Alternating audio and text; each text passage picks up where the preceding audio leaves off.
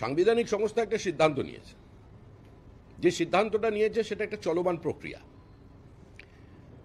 এ রাজ্যে যে শাসক দল আছে তার অত্যন্ত প্রবীণ সাংসদ সৌগত রায় তিনি এই প্রক্রিয়াকে স্বাগত জানিয়েছেন এবং এটা নিয়ে তিনি কোনো বিতর্ক তৈরি হোক এটা চাননি।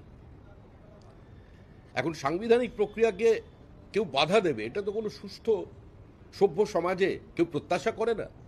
তো নির্বাচন কমিশনার হিসাবে তিনি তার বক্তব্য রেখেছেন।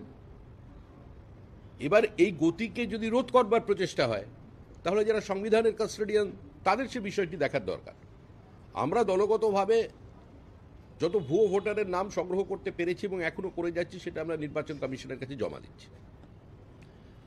সারা রাজ্যে আমাদের যত বেশি সংখ্যক বিএলএ আমরা নিযুক্ত করতে পারি সেটা আমরা করছি এবং এমন কয়েক হাজার বুথ আছে যেখানে আমরা বিএলএ দিতে পারবো না, সেটাও রাজ্যের মানুষ জানেন। তো সেখানেও আমরা বিকল্প একটা ব্যবস্থা করছি। প্রত্যক্ষ এবং পরোক্ষভাবে এই প্রক্রিয়ায় সম্পূর্ণভাবে প্রত্যেক বুথে বিজেপি অংশগ্রহণ করবে। এরপরে যা হবে সেটা মানুষ দেখবে।